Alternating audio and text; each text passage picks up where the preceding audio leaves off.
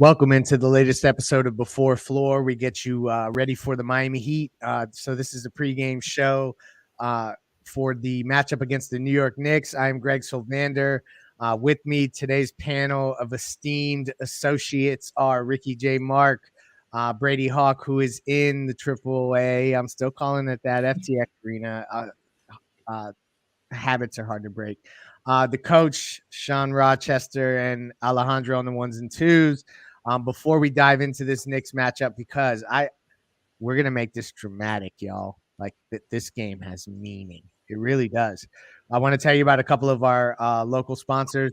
The first is Biscayne Bay Brewing. So locally owned independent brewery in the heart of Miami. You guys know it well. Tropical Bay IPA, the Marlins Lager. They're the official beer of the Miami Marlins of the Five Reasons Sports Network. Ask for it by name when you're in your local spots. If they don't have it yet, they should have it soon. The Miami Pale Ale, another favorite. So get to know their craft beers. They come highly recommended from everybody in the network. So check out Biscayne Bay Brew, and that's BiscayneBayBrewing.com as well. You can visit them on their website. Our other sponsor is Mark Brown. So if you're a young single individual, it's important to have a meeting with Mark Brown to make sure someone you trust is making decisions for you if you're ever unconscious or incapacitated. If you're young with a family, you need to meet with him so that you have set plans for your kids if anything unfortunate ever happens. These are the realities of life you kind of have to face. And this is a guy that can help you make sure that you have your ducks in a row so that your family doesn't have to stress about these types of things. Even if you're older and you don't have a family, you still should have a say in where your estate goes. So reach out to Mark Brown, PA. He's a small firm. They allow them to stay laser focused on their clients. 954-566-5678. You'll get a free case evaluation. Mention Five Reasons Sports. Mention Before Floor. Mention Five on the Floor. And Mark Brown will take extra special care. And they work with a ton of real estate. So they have a title company. They're experts in handling property. Again, that's markbrownpa.com, 954-566-5678. All right, gentlemen, here we go. Heat Knicks. Coming off of what happened in that last game, we're not going to talk a lot about that because I feel like we've all said everything that we're going to need to say till tonight. Sean, I'm starting with you since you're not normally here. Whoa, no, wait, what am I doing? Brady, who's in, who's out? Yeah, the only one that's the there's not really many changes. The Heat had a big injury report with a bunch of questionables. Tyler's not playing, Victor's not playing, Gabe's not playing, but Jimmy, PJ, Caleb, Duncan, all those type of guys that were questionable are going to play. And then the one change that has people worried that usually would not have people worried is Julius Randle is out for the Knicks. For one, it's kind of maybe a little bit different of guarding them in a different way because when you don't have Julius Randle, but it's also some PTSD from the Warriors and Philly game when you see the main guy go out, and we've seen what happens. So, 3 games in a row where a similar thing kind of happens. Yes, so that's who's in and out. I'm really glad that Jimmy and basically the crew is out there. I've heard Tyler is okay and ready to play, so he'll be coming shortly. So, Sean, you're not avoiding this initial question here. Coming off of what took place on the court, the last 2 losses against teams that were shorthanded that they should have beaten, is this the most important game of this regular season to date? Yes or no? Absolutely. I mean, we got to build it up, right? I mean, it's you know what, man? Like, I think it's just a motivational, like an emotional thing. It's not truly the biggest game. Tomorrow is probably a bigger game in terms of competition. The Boston game coming up is more in terms of competition, but like we need this game, let alone just for the sake of our sanity so that we calm down a little bit. Yeah, no, I'm totally with you. I feel like it's how they respond. Ricky, I'm going to start here with you because you've seen the Heat get smacked in the face by the Knicks and come back again and again, but we're not going to revisit those years now. Let's tap into this current Heat team. Like the 2 lackluster efforts against Philly and then against a shorthanded Golden State team. Now they're at home against New York, who's now doesn't have Julius Randle. Considering what happened on the bench, is this like they have to get this one, Ricky, right? Like as much as like that's kind of hyperbole and it's probably weird to say that on March 25th. This is one that like they will be crushed if they don't get. Well, historically speaking, the Miami Heat don't do well in must-win games against the Knicks, but I digress. That was 20 years ago, and I Had to get get that shot that in. history is over, and that was necessary. But look, hey, I got to be honest here, guys. I remember I did the post game with Royal and the other guys at the end of the Detroit Pistons win, and I said that I was worried about that victory, and I got a little pushback, and then two losses later, because of how we handled ourselves in that game. Tonight is going to be interesting. Yes, Miami absolutely has to win this game because this is the worst part of the season to slide, especially after you've been consistently at number one in a messy Eastern Conference. You want to win this game without question. But here's the thing. With this Knicks team, yes, they are missing Julius Randle, but I would argue that it makes them harder to guard as a result. The last two times that this Heat team played the Knicks, I was very clear in explaining how easy it is to guard Julius. You let him dribble out the clock and you swarm him late, and then he probably turns it over or something like that, or you let him chuck it. I mean, that Knicks team isn't going anywhere with Randle as its best player. That could change if RJ Barrett takes that leap, which safe to say he has this season. Unfortunately, it hasn't been enough, and the team's been a mess. Tibbs has been a mess. The whole Knicks team has been a mess. Randle could very well end up elsewhere this offseason, no matter what anybody might tell you. But look, with the way things are right now, you got a scrappy group of young guys over there that have nothing really to lose at this point. I don't have them in the playoffs anymore. I know they were a borderline play-in a couple games ago, and they win or compete really hard on every national TV game that I've seen of them lately. But the reality is, this Heat team has to beat this Knicks team tonight. There's a lot riding on this, and there's no excuses to lose because when they played the Sixers, they had Jimmy, they had Kyle, they had Bam. Why they lose? What the heck is going on? Those three guys with the amount of percent to the total salary cap, you got to expect to win. So, Brady, as we get to kind of like on the court tonight, obviously no Tyler, no Gabe, you said as well, right? I know New York registered a 40-point first quarter in their victory against Charlotte Wednesday. RJ Barrett had 30 in that game. They're obviously going to have a lot of RJ Barrett usage tonight with no Julius Randle. Miami was out rebounded against Golden State, a team that they shouldn't. I mean, like were they even playing a center? I don't even know what was happening. Brady, like, talk to me about what they need to do defensively tonight to fix some of this. And I can't believe it's come to this. Is RJ Barrett a player that we need to worry about tonight? Well, in a single game sample size, I think yes. Like, he's the guy you have to worry about. I think you're going to see the theory that they go with PJ on RJ early. Bam's going to switch on to him. So you're going to have those two bodies on him a lot of the time. I think when you're looking at these last two games, who's the guys that have basically killed Miami? It's been Tyrese Maxey. It's been Jordan Poole. Guy that fits right under that group of players is Emmanuel Quickly. Like, that's another guy that could kind of pop off these type of guards that could just shoot the ball really well and can kill you from the outside. So I think that's a guy they have to watch maybe. I think that's a guy Caleb sees a lot of time on. And you mentioned being out-rebounded. It's going to be hard to get out-rebounded in this game. And the reason I say that is because they're going to generally have to play big. They don't have a backup point guard tonight. They don't really even have a backup guard if you look at guys a certain way. I think the 9-man rotation tonight off the bench is Caleb, Strus, Keith, and Dedmon. Like, that's not something they've done this season. They've been playing Caleb down. Now he's going to be the most guard-type player in that 4-man group. So it's going to be hard to maybe get out-rebounded. Do they have enough scoring in those type of lineups? I think that's the question, but there's going to have to be staggering tonight. Like, we talk about having your 3 main players. You have to position them in the right way, because if you're putting, Jimmy out there in those type of lineups, is there enough shooting? Probably not. Like, they have to find a way to kind of balance these type of things. So it'll be interesting to see them go about it, because I don't think they've had to deal with this type of rotation yet this season with all the different combinations they've had to. That's true. Knicks have no big men tonight. None. There is no excuse for Bam not to eat. Let's be completely real here. I think Mitchell Robinson was like warming up with maybe playing, so that's a possibility. That can help. And so to that point, and I'm coming back to Sean here. Bam is at 18.5 points on Prize Picks. Use the code 5 to double your initial deposit there. That's my favorite daily fantasy app on planet Earth. 18.5 is his is Bam Adebayo's point total projected tonight. He's gone over that 4 of his last 5. And as y'all say, there's no reason he shouldn't eat tonight. But this is the other guy, Jimmy, 22.5 on Prize Picks.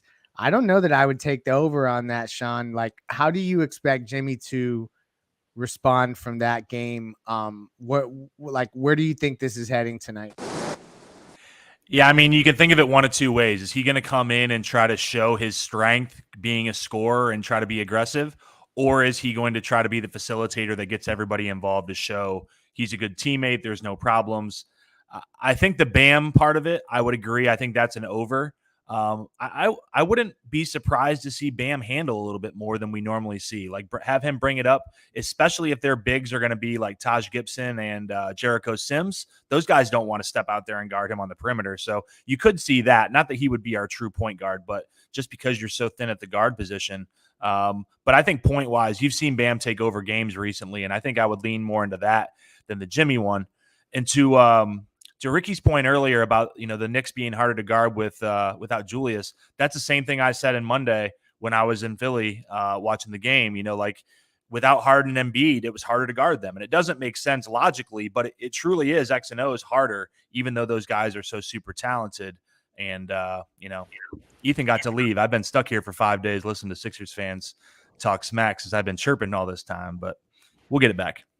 That's funny. I don't feel sorry for you though. You chose to go up there. We've talked about this. No, Brady, since you're there and I know that you're in and out of an area with high traffic, any final thoughts from you overall? What do you think's going to happen tonight? Any players to watch? You usually have an intuitive sense of who might be primed for a big one. So let's kick it to you here, on site at FTX Arena. Yeah, I'll say two things. One, I think the main thing is to find less reliance on Tyler. It feels like every time they're without Tyler, everybody on Twitter is like, oh, they're missing Tyler in this stretch. I don't think there should be that much of a reliance on him, that there's that much of a fall off from your starters to your bench. I don't know if they have that in their bench tonight, but I think it's going to have to be a starter to step up so it doesn't look so dramatic. The other part of it, I'm interested to see PJ Tucker's usage. I talked about it a little after last game. When you look at the third quarter run they went on, yeah, it was a lot from that bench thing, and they got some type of spark. But they started running stuff through PJ, and it got Bam open looks. It got a lot of these other guys open looks that it's something they did a lot early in the season when they were without Bam and they were without certain guys, that they were kind of forced into working things through him. And that was kind of when he was at his best offensively. Lately, it's been a lot of standing in the corner and getting back to his kind of old teams, how he was used. So I'm interested to see, specifically without Tyler, because that usage is declining. Victor Oladipo's not going to have the ball in his hands because he's out. That usage is not going to be there. I'm interested to see if they work some little things, post splits through PJ, just see how it works in a game where you generally can against this defense.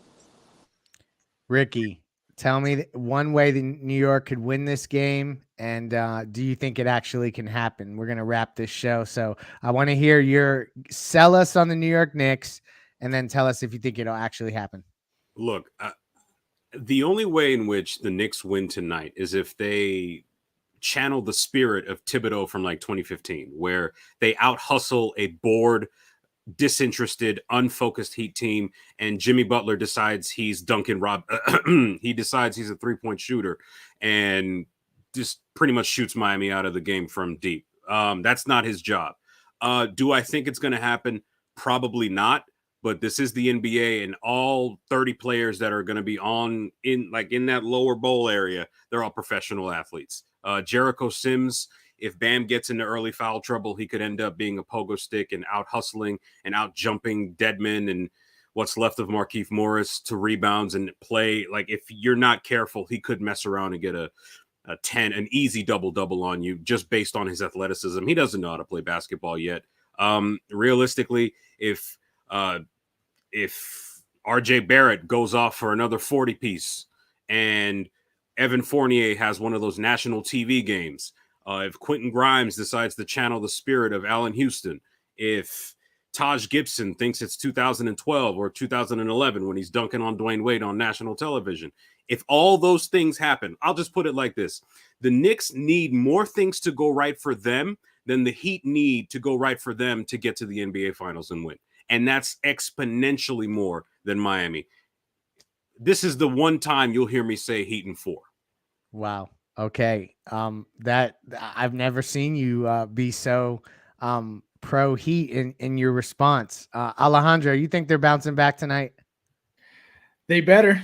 Tomorrow's game is going to be really tough, too. so they have to get this one, and then we'll see what happens tomorrow. So yes. So to here's answer the question, yes. Here's a stat for you guys. Only 10 times in franchise history have they won both games of a home back-to-back, like both games at home back-to-back. Only 10 times in the franchise's history. So it's not so easy to win both of these games. I think they get this one, but their energy level to start is the most important thing that we are going to watch in this regular season to me. Like, I don't know. Maybe I'm placing too much emphasis on this, but I want to see them play more connected, play like they actually are in this thing, like on a playoff run, and that they're not, sleepwalking. So I'm really looking forward to that. Sean, any final thoughts from you? We don't have the coach on often, so I want to make sure we give you the floor one more time.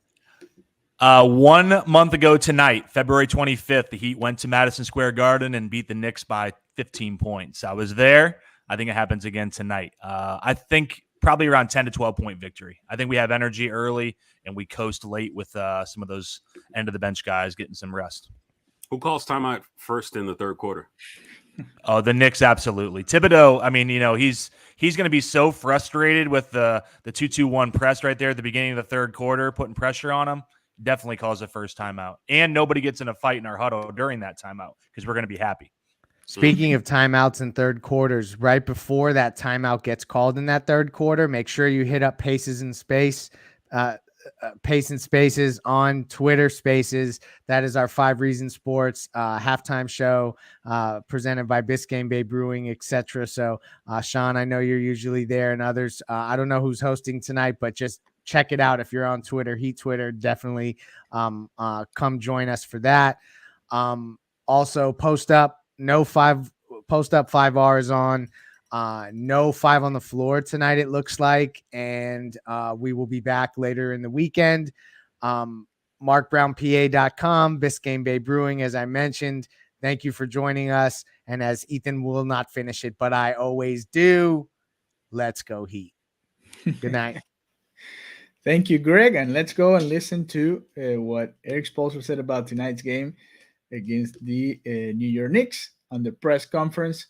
Nothing related to the huddle trouble from last Wednesday. So just talking about the Miami Heat, especially about Bam Adebayo and what he's done so far this season. Just bringing Michael Mulder back into the fold. You had him in camp. He's had pretty good stops elsewhere. Thoughts from the organization? Yeah, we've always liked him, and we were excited to have him back in our program. This year, even for that short period of time, he's improved, and he played really well while he was down there. And we just were excited about having an opportunity to work with him this offseason, and really continue to develop him. And in a perfect world, we've been able to do that, for the last 2 seasons. But we also like that he was able to go develop in a couple other places, and we were able to get him back. And we think he's shown some growth since he was with us in training camp and in Sioux Falls that first year. Plus, we get to keep our boss happy and add another Kentucky guy. So we've touched on it a couple times over the last couple of months, but just Bam's shot selection and his efficiency in that space. The point in most of our stats are back to February 1st. What do you like most about what's been happening for him? I just think everything is really slowing down for him on the offensive end. We put a lot of responsibility on his plate, to be able to get us into offense, to set screens, get people open, to be assertive, to make plays and at the top of the court, at the elbows, in the post. There's a lot of different things that he has to manage and negotiate and read during the course of a game. And I just think he's reading the defenses much better, and then understanding context of what's needed, for each particular moment. And that's just really a credit to his work, his film study, and just adding, new responsibilities, seems like every few months. To flip the Bam question to the other end of the floor, how much latitude does he have to, I don't want to say go rogue, that's the wrong term, but to just, if he sees something, just go do it? Like, does he have that freelancing kind of ability? Yeah, we want him to, put his fingerprints on the game defensively in all different kinds of ways, in a lot of different schemes and guarding really every position 1 through 5. That's legit. That's not just a saying. He every single night will at some point guard every single player. I think that'd be a good project for you, Coop, to see if that actually is true. But I from my film study, I think it is true, and he's one of the few guys in the league that can do that. And his playmaking defensive skill set, is really unique. So we just want to maximize that as much as possible and get him where he can be aggressive and like I said, just put his imprint on the game defensively, like few can in this association. In the last 2 seasons, you guys have had a good percentage of your points come from undrafted guys. What about the system that you guys run has allowed you to find these guys and have so much success with a number of players over the past few years? Yeah, I really feel like I've answered this question a million times this year, but we take pride in it.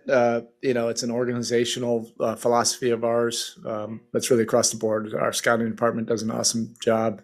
We've done it now for several years. We know what we're looking for. We're not for everybody, but we love to be dream makers. If you're really committed to the work and that process.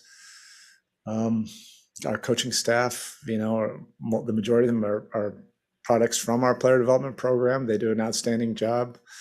And our veterans really just infuse an incredible amount of confidence into our young guys. That's probably the biggest thing. You can put in all the work, but if your veterans, aren't really promoting that and facilitating it, it's tough for young guys in this league. And our vets have been outstanding with that. All right, Coach. Thank you. Thank you. All right, that was Eric Spoelstra talking about the Miami Heat. Eric El Bravo Spoelstra, like our friend Jose Matos says here. He was mad the other day. He threw everything around. Oh, man, he was so pissed with Jimmy Butler. We'll see what happens tonight. Jimmy Butler is playing tonight. Who's not playing is Tyler Hero. So let's see what happens. Let's continue talking about Jose says the Spo is better than Pacquiao.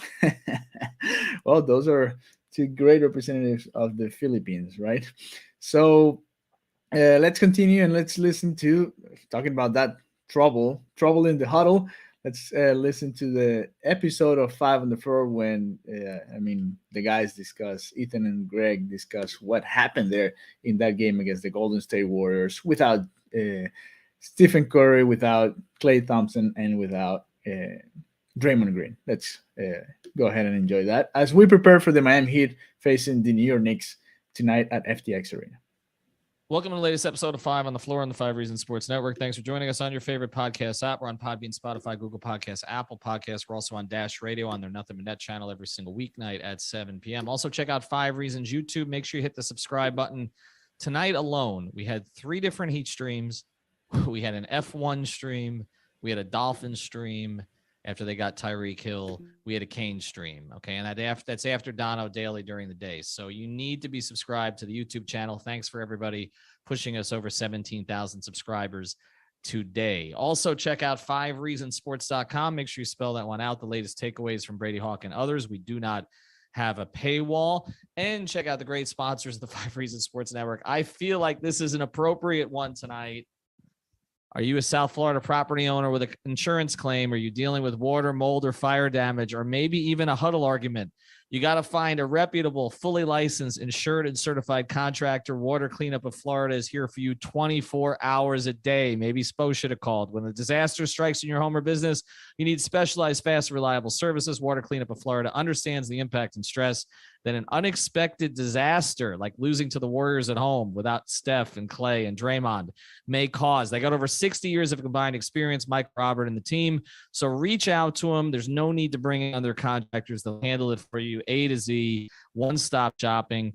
954-579-0356. That's Michael's cell phone number, 954-579-0356. Excuse me, let me do that again. 95, but rough for everybody. 954-579-0356 or watercleanupflorida.com. If you've got the schmutz, they got the guts. Down the Biscayne. Yeah. 5 on the floor, ride for my dogs. Where here's the thing, you can check the score. Hustle hard, couple scars, wearing bubble frogs. Just like Bucker said, you in trouble, y'all. Kept the floor playing, got it all band. Y'all seen the block, stop with one hand. And Pat we trust, it's power, have the guts. We're here to bring the heat, y'all can hang it up. Welcome to 5 on the Floor, a daily insider show on the Miami Heat and the NBA, featuring Ethan Skolnick, Greg Sylvander, and Alex Toledo, plus others from the 5 Reasons Sports Network. All right, welcome back on 5 on the Floor after the Miami Heat lose at home to the Steph-less, Clay-less, Draymond-less, Wiseman-less, hopeless Warriors, 118-104. They give up 37 points in the fourth quarter, and that was after they made a run. They lose, although they get a combined 71 points from Kyle Lowry, Jimmy Butler, and Bam Adebayo, with 13 from Duncan Robinson added in. Just 13 points from the bench tonight. I think that played into what happened. Victor Oladipo was a minus 15 in 20 minutes. Ethan, we just want to talk about the huddle. Let's go. Nobody cares about any of that. All right, so Greg, I'll get to it. But the huddle plays into it because there's frustration. I'm coming to you right now from the media room after Eric Spoelstra, after a long delay. First, actually, Kyle Lowry came out first, then Eric Spoelstra, then PJ Tucker. I believe Bam is speaking now. Jimmy Butler is not speaking tonight to the media. The Heat only make 3 players available. That's the rule these days. Jimmy's not one of them, so we're not going to hear from Jimmy Butler tonight. But essentially, if people watched it with about 8 minutes left in the third quarter, the Heat were getting run out of the building to start the third. They had actually tied the game going into halftime. They got again run out of the building to start the third. Jordan Poole made a 30-footer, and I actually was sitting next to Alex at the game, and I said, I'm just watching the huddle. You could tell the energy. I've done this long enough now. Okay. I was in Dallas for Bumpgate. Okay. Can't believe that that was 11 years ago or 12 years ago. But I've seen enough of these situations where you can see a team is deteriorating. So I'm watching the huddle, but I didn't expect to see what I saw, which was at first. And I said to Alex, I said, Spo's just sitting there with his arms folded. Like he's not talking. Who's talking? And I'm looking to see who was talking. And he says, I think Kyle's talking, and he was. And then Jimmy was talking, and then UD was talking. And then I hit the video on my camera, which everybody knows I don't do a very good job of that. But I hit the video, and you could then see what was actually going on, which was that Jimmy was talking to Spo, and Spo was talking back. And Udonis was, as he's done many times over the course of his career, was stepping in on Spo's behalf. And it continued. Dwayne Dedman basically was holding Jimmy back. Spoelstra, people noticed this, picked up a clipboard that he wasn't actually holding so that he could slam it down, which is the ultimate parenting move, I guess. And I bet Pat liked that, though. Oh, yeah. And then this continued for a period of time. So we're going to get into here what it means, what Lowry and Tucker said, because I thought they were both brilliant. They were the right 2 guys for the Heat to send out tonight, and what Eric said. But I want to give a little bit of backstory, and then I'm going to let Greg get in. I took my first real road trip of the season. Okay. I used to do this all the time. I went up to Philadelphia, and these days there is no access at home. There's just not. Like, the locker rooms are not open. You can't pull a guy aside. Like, the relationships that I built over the course of 25 years of doing this happened in the locker room. It happened when other people were talking to other players. And so you could pull aside somebody you were comfortable with. And over the years, I had many, whether it was a PJ Brown or a Mike Miller or a Brian Grant, Mario Chalmers, so many during the years that I would say, okay, what the hell's really going on? Like, what the hell's really going on? Like, I don't want to text you. What is happening here? Okay. And the problem is you can't do that these days. There's no access. They put 3 up at the podium. Adam Silver doesn't want even though MLB is sending reporters back into the clubhouse, Adam Silver is saying that the reporters stare at the players while they're dressing or something because he doesn't want us in there anymore. I mean, literally, like, you cannot get the kind of access that you got before. Even the home shoot-arounds, you really can't. This team hardly practices. They've had 5 home practices the entire year. Okay, so there's very little opportunity to get down here and even talk to the men. So me getting out on the road, one of the reasons I wanted to do it was because I could actually be around the players in a little bit more casual atmosphere, at least at shoot around, but also be around Heat officials and just kind of, see them, people I've known for a long time. I told Greg during that trip, and I posted this on our subscriber feed, that I was pulled aside by 3 different people on this road trip who basically volunteered to me. These were not players, but others in the organization who basically volunteered to me that there were concerns about Jimmy lately. Okay. And I'm not going to get into all the specifics because honestly, I don't really understand all the specifics. It was kind of all over the place. Okay. But just that they were concerned about Jimmy of late. And the reason that it stuck out to me was because I haven't heard that at all in the past couple of years. I've heard about some frustrations on the media side, which happens with a lot of players. Okay. Jimmy not wanting to do media. There's other guys that don't want to do media. That's not the biggest deal in the world. But I've not heard anything to that effect I've basically heard like this has been perfect when nothing is ever perfect, but I was just surprised that it was volunteered to me. And so I guess I wasn't stunned by what I saw today without, again, knowing exactly what led to it on this particular occasion. But it has seemed like there's something not right under the surface with this team, even while they've been winning. And I don't know that it's just Jimmy or it's other things. I actually think it may be more what Lowry spoke to tonight, and PJ then followed up. And even I asked Spoelstra about it, and he basically confirmed it, that this team is struggling with getting guys back. Okay. That this year they have been better. And we talked about this on pregame, Greg, and I'll bring you in on this, that this year, this team has been better when players have been out. Like other guys have stepped up. They've filled the role, and it seems to have relieved pressure off of everybody. We know that Bam and Jimmy sometimes don't look like a perfectly natural fit on offense. They've each been better without the other at times. Tyler has been better without others playing. And we've only seen their big 4, so to speak, which including Hero with Lowry, Bam, and Jimmy for 19 games this season. And it does seem that now they're starting to get guys back, and they don't know what to do. Like PJ Tucker tonight. Now, Gabe wasn't going to play tonight anyway. He's hurt, but PJ brought up unsolicited in his press conference. Gabe Vincent went from a guy who was starting, playing 30 minutes, to not playing at all. This obviously has become a challenge for Eric Spoelstra, and the fact that Lowry verbalized it plays into it. So what I want to say is, we don't know specifically exactly what happened in that hole other than the lip reading that we did. Okay. Which basically Spoelstra was saying to Butler, do you want to fight me? Okay. Yeah. And Udonis jumped in. You can't really see what Jimmy's saying in any of the clips that I saw. So I don't know what he said. And I don't know if it was just a blip. I think this is more overall frustration with this team, with the fact that they felt like they had things rolling, and now they've got to adjust so late in the year. And now there's expectations as they're doing it. And so I think it's what I'm getting at here. I know I've been all over the place, but I think I sense something was not right on that trip. And the last 2 games, we have seen that something is not right. So I'll let you jump in here. Yeah, there's so many places to go here. So don't feel bad that you felt like you were all over the place, because there's so many implications to something like this. And when you just saw it, like, this is where I guess I'll start. Because I think you alluded to a lot of basketball stuff that is actually super relevant and probably what we should focus on in terms of like, what do they need to do in the last 9 games to get ready to go?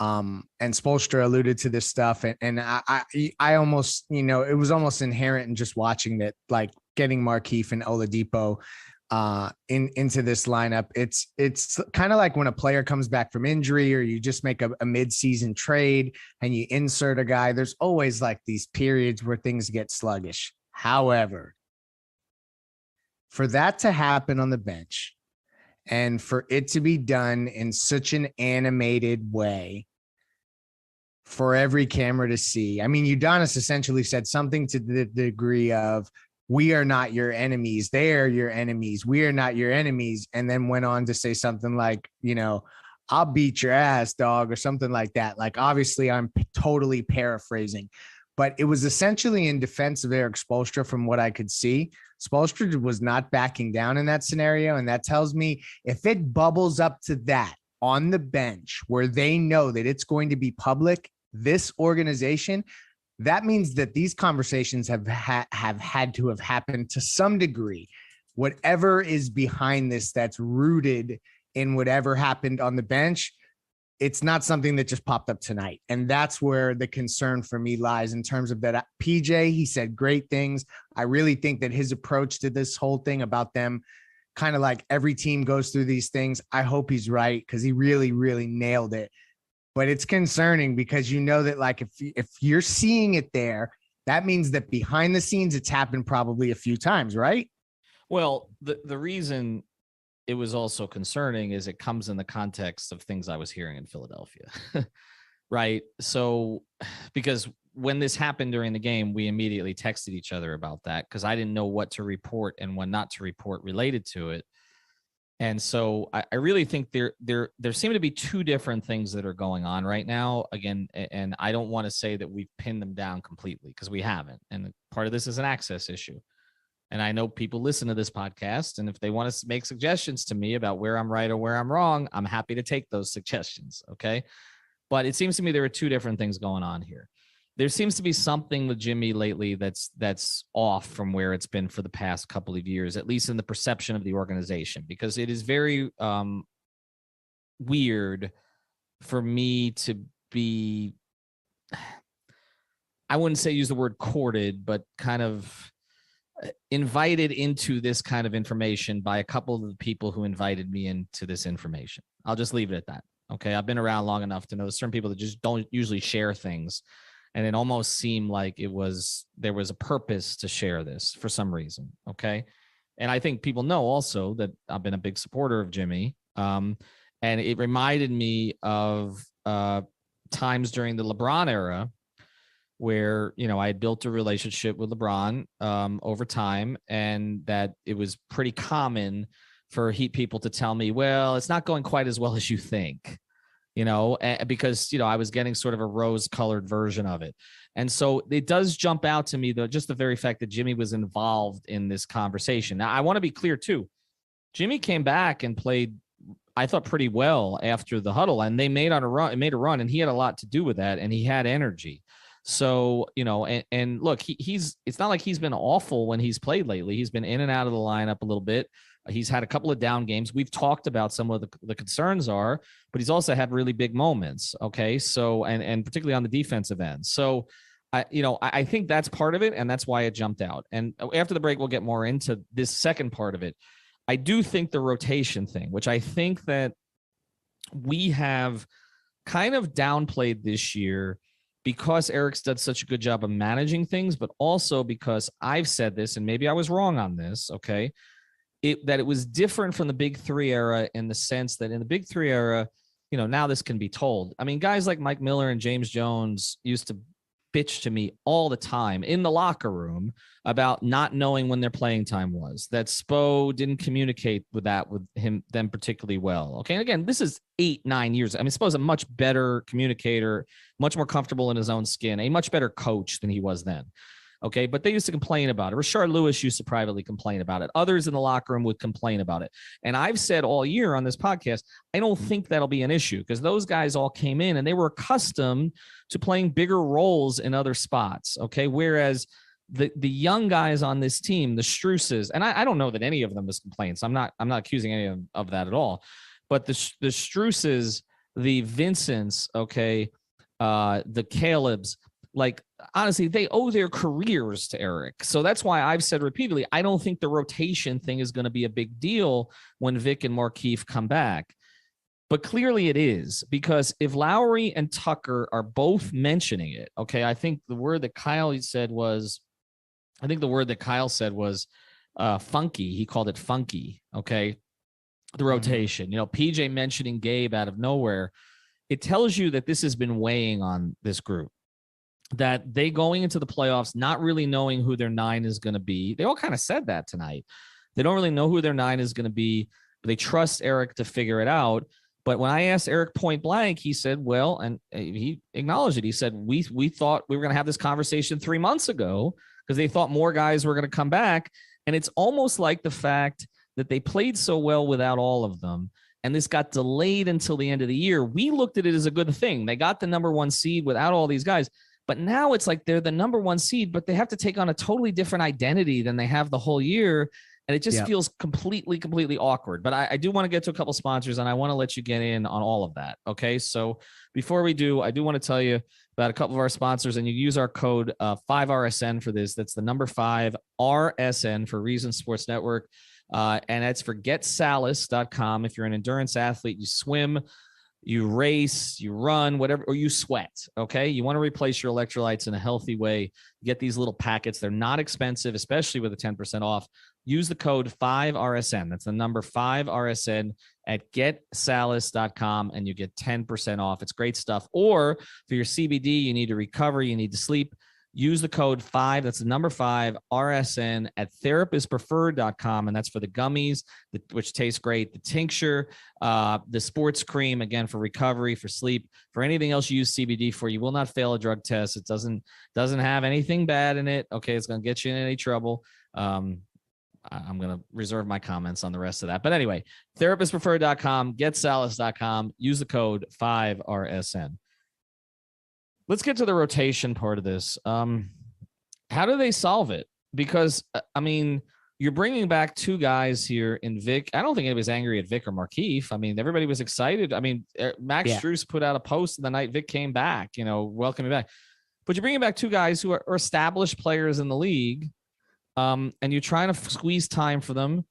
Dwayne Dedman was playing consistent minutes. Now he's not, although Spo did go to him tonight, I think in part because the interior defense was awful. And so he plugged him in. They were getting out. I think the points of the paint at the beginning of the game were 14-2. It's so bad against my, and it got better with Dwayne in there. And actually Dwayne looked like he got his legs back after getting about a week off from really playing consistently. But what do you do here? Like, you just play the best guys. You go back to the guys that you were riding with earlier in the year. I mean, you say, Markieff and Dwayne, sorry, we're just going to go back to the guys we had. Like, what do you do? It's interesting that it sucks that it came so late in the season, because I feel like last 15 games, you want to be feeling good. It doesn't necessarily mean you need to be winning, like let's say in your last 15, you don't need to go 14-1 as you head into the playoffs. In fact, there's been lots of teams that have actually done that and kind of like peaked slightly too early. And we've talked about the Heat peaking earlier this year. So it's more about the way that they look. And this is the good news with 9 games left. Spo's going to get to simplify this by just reducing the rotation and increasing minutes, increasing usage, and it's going to get simplified by virtue of the fact that he's not going to go beyond about 8 deep. And I think he alluded to it.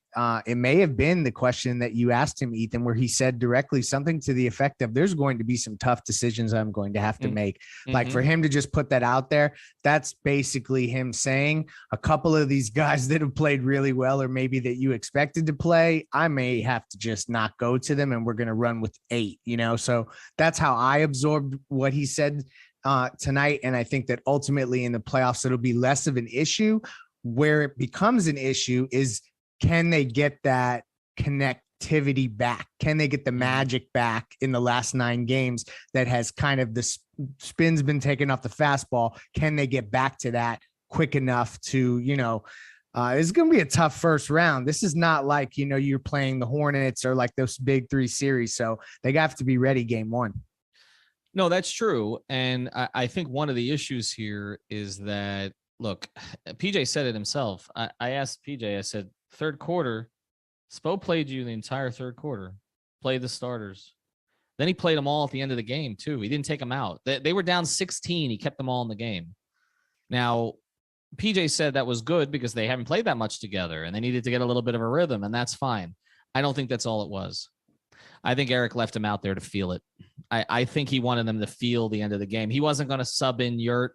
Okay. And I don't even know if Kyle Guy's here or Haywood Highsmith, or he certainly wasn't going to sub UD into that mess after what happened. Okay. He wanted to make them feel it. I mean, and I think, I think that tells you too, that there has been stuff behind the scenes that he is frustrated by. I think the very fact that he did that. Now, we have had these conversations, rhythm versus rest, rhythm versus rest, rhythm versus health. Well, you want health, but this is why rhythm matters. Like they haven't, that first group has not gotten any rhythm this year. Okay. And then you throw Tyler in the mix and they haven't either. And we've talked about the late game struggles. Like they don't know where to go at the end of games. And there's other stuff under the surface here. There is seemingly, okay, and this is not what I was told, okay, because again, the stuff I was told about Jimmy was kind of weird. It was all over the place. It was about him being in his own head and it was innuendo, a lot of it, okay?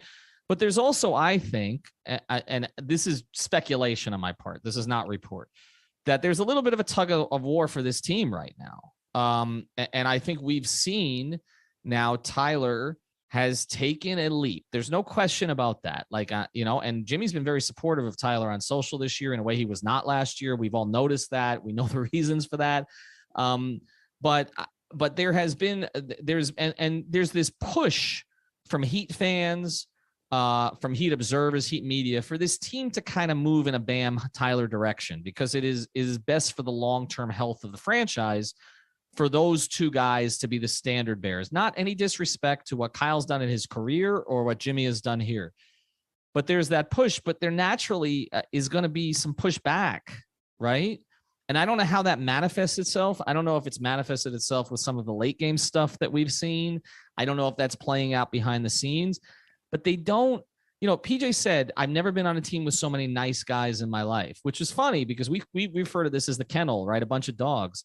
Yeah, they do have he a was lot like they're the best hearted people I've ever been around or something like that. And they're a good group. I was talking to Anthony Chang about this on the road. I'm like, I wish the locker rooms were open because this seems like a really good group of guys to cover. It doesn't talk to, yeah. Right. It's not bad guys in this room, but it seems like maybe it's subtle under the surface, but there seems to be discomfort. Okay. With either who's emerging or who's being pushed back or the rotation spots. Right. Yeah, and I'm glad that you're prefacing all this by saying speculation, and we'll wrap here quickly with a little bit more speculation from my part, just like what I'm watching.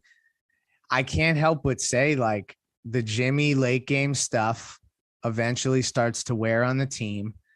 I think that as much as we've said Spoelstra lives and dies with his guys, like, and that he did that with Dwayne, you also learn from those experiences as you're a coach, and maybe you adjust things and you don't necessarily ride or die in certain scenarios. And so then I start to think about, have they asked him to be more of a playmaker like he was his first season, getting 7 assists a game, et cetera. Like maybe there's some of that hasn't necessarily gone the direction that they've liked.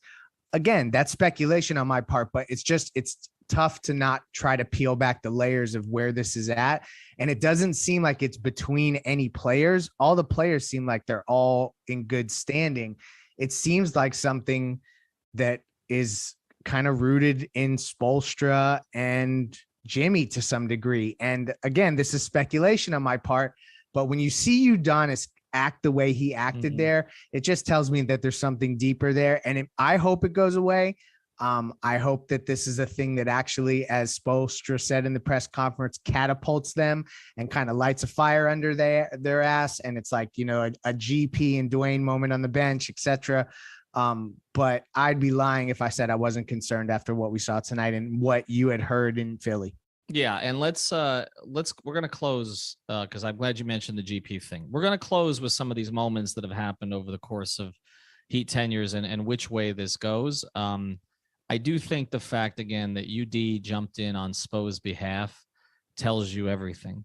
It tells you that this has happened in practices and other scenarios, and that it was just decided that it was enough.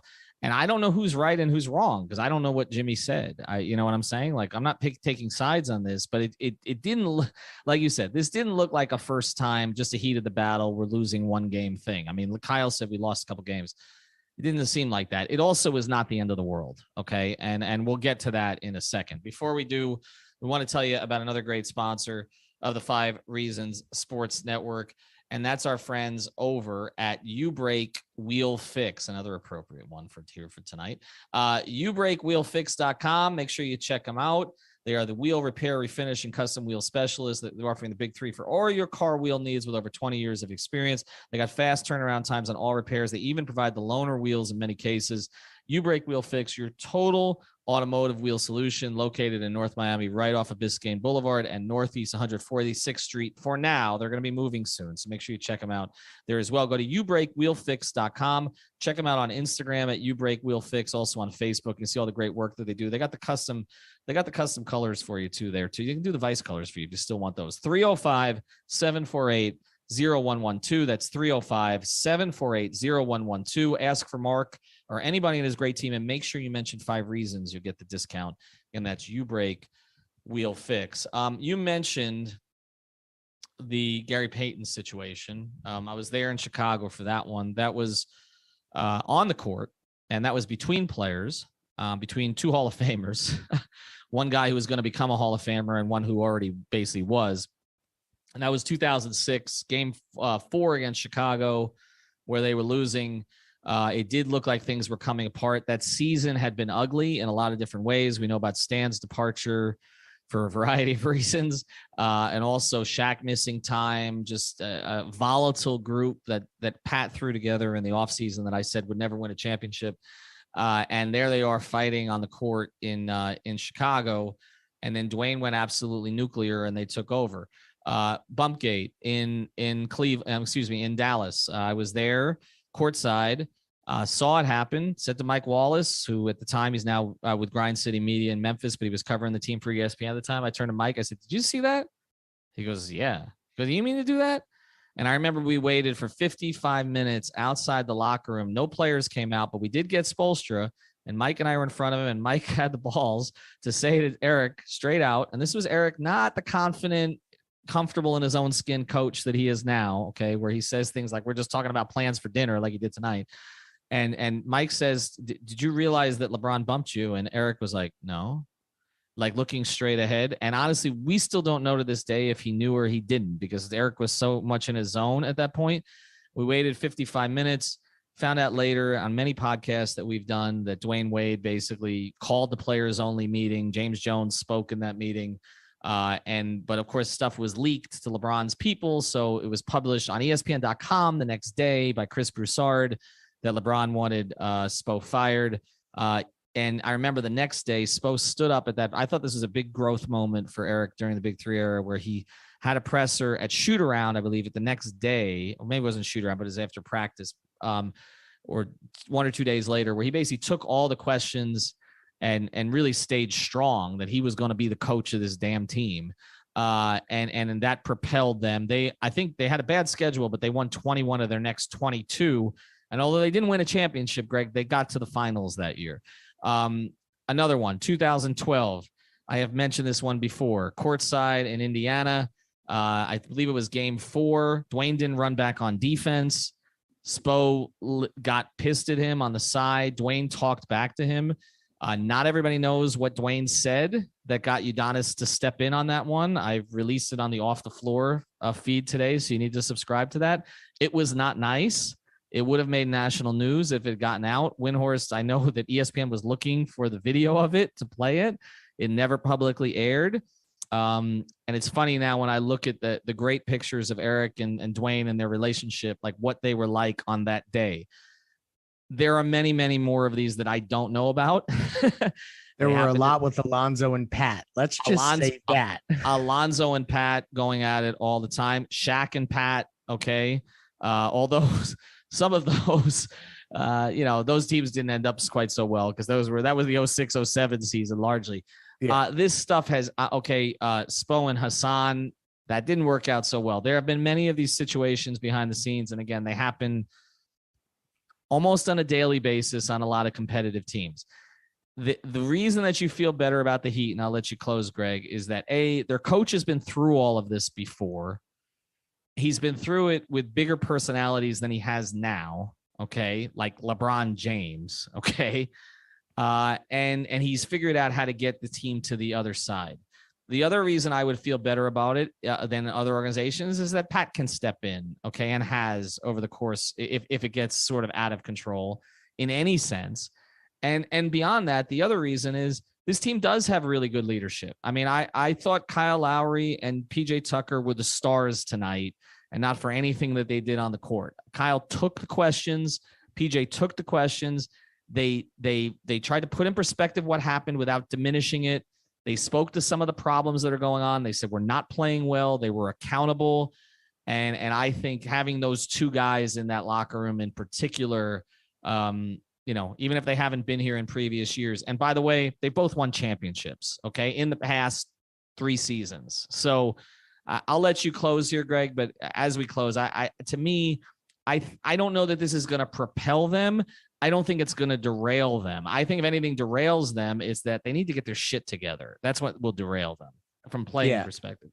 No, and I'll be quick. I'm right with you. I think that essentially this can do a lot of good, but it's not going to necessarily do a ton of bad long term. Like, I feel like this is the type of thing that maybe gets them all connected and like they regroup and we see a different team with a different energy level from jump.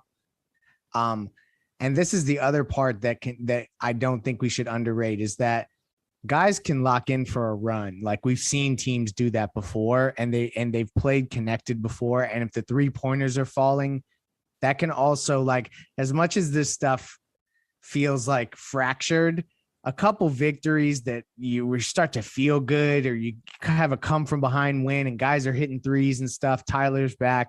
There's different things that can take place that can make things feel really good again fast. So it all is not lost. And I would just say that the other good part of this is that the Heat have set themselves up where if they ever have to make decisions, they have clearly defined younger players and clearly defined older players. And I think that they could make decisions that way. So all is not lost at all, but we got a whole playoff run ahead of us. So no drama. Well, hopefully it's a long one, and hopefully they rebound from this. We do want to mention before we go a couple things. One, make sure you subscribe to our Off the Floor subscription feed. We posted exclusive. This is the kind of night you need something like that, because there's some stuff that I'm comfortable putting there, but I'm not going to put out to 37,000 people on 5 Reasons Sports Twitter or 70,000 people on my personal Twitter. So, the 100 or so of you that are subscribed there, you got a little bit more tonight. So check that out. We post that on the Twitter feed. And also make sure you check out prizepicks.com. That's our official fantasy sponsor. Get your initial deposit matched up to $100. And by the way, supporting them supports us. So we appreciate you guys who play there, and we give you some free money.